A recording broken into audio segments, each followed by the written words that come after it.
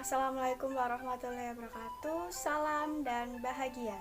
Perkenalkan, nama saya Siti Zubaidah dari kelas 4A Prodi Pendidikan Guru Sekolah Dasar. Kali ini saya akan menceritakan dongeng dengan judul Si Kembar dan Ikan Ajaib. Berikut ceritanya. Di suatu hutan terdapat bangunan yang sangat besar. Bangunan itu dinamakan istana.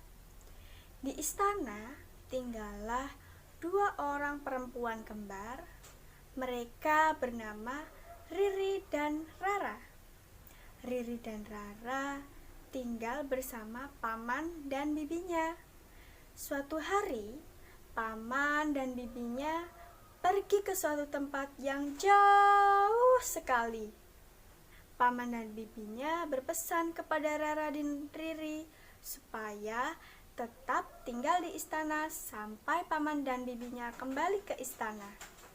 1 hari, 2 hari, 1 minggu, 2 minggu, Rara dan Riri pun mulai bosan di istana. Rara dan Riri ingin pergi keluar dan bermain bersama. Rara, ayo kita bermain di luar. Aku sudah bosan di istana terus. Riri, tapi ingat perkataan paman dan bibi. Kita harus tetap di istana.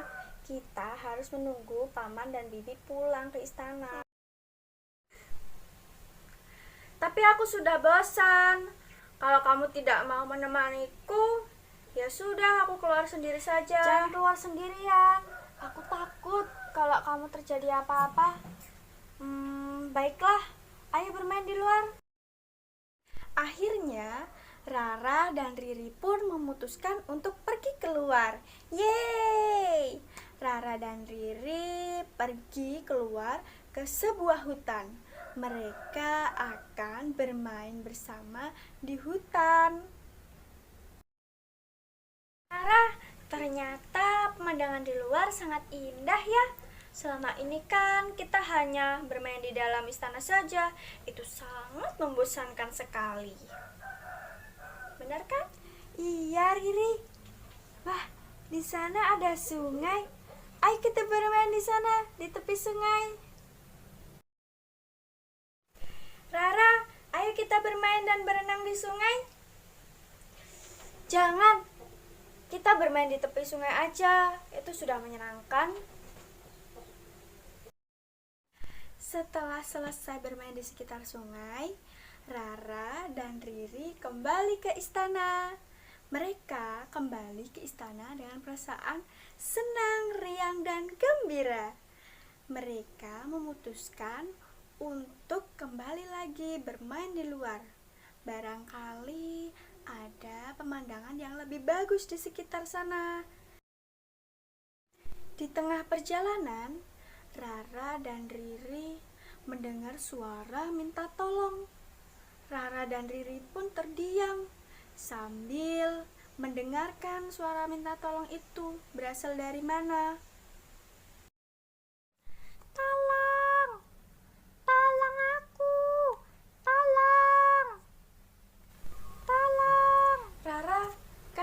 Tidak ada suara minta tolong. Iya, aku mendengarnya, Riri. Dari mana ya suara itu berasalnya? Tolong aku. Iya, sepertinya suara itu ada di sungai. Bagaimana kalau kita kembali ke tepi sungai itu tadi? Rara, lihat itu di sana ada ikan. Kasihan ikan itu. Ada di luar. Mari kita tolong.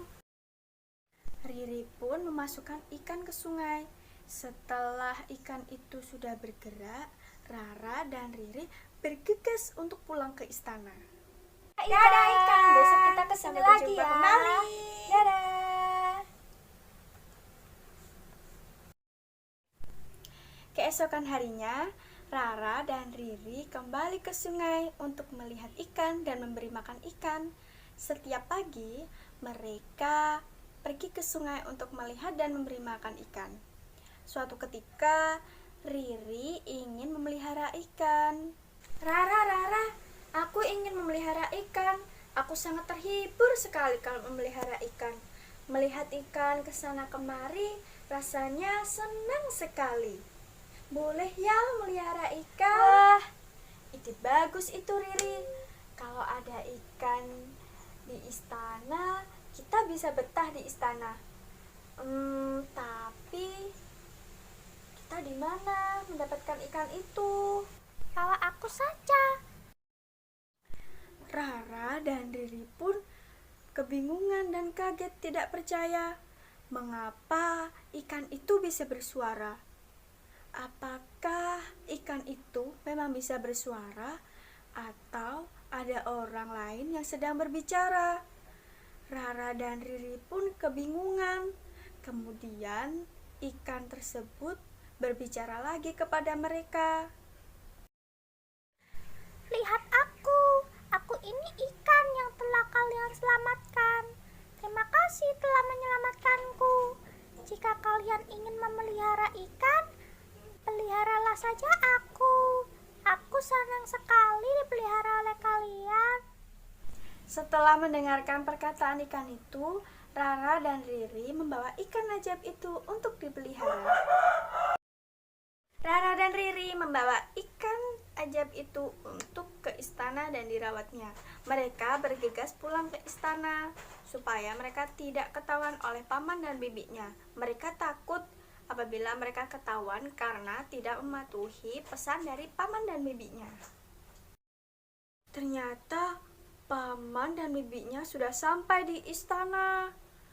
Rara dan Riri pun meminta maaf karena tidak mematuhi nasihat dari paman dan bibinya. Rara dan Riri pun juga menjelaskan bahwa mereka menolong ikan tersebut dan akan memeliharanya. Paman dan bibinya pun memaafkan Rara dan Riri. Mereka menasehati kepada Rara dan Riri untuk tetap mematuhi nasihat dari orang tua. Paman dan bibinya menasehati kepada Rara dan Riri untuk memelihara, menjaga, dan merawat ikan tersebut dan jangan sampai mati. Rara dan Riri pun berjanji kepada paman dan bibinya untuk tetap merawat ikan tersebut dengan baik. Demikian dongeng si kembar dan ikan ajaib yang sudah saya sampaikan. Semoga bermanfaat dan terhibur. Wassalamualaikum warahmatullahi wabarakatuh. Salam, sampai jumpa. Dadah.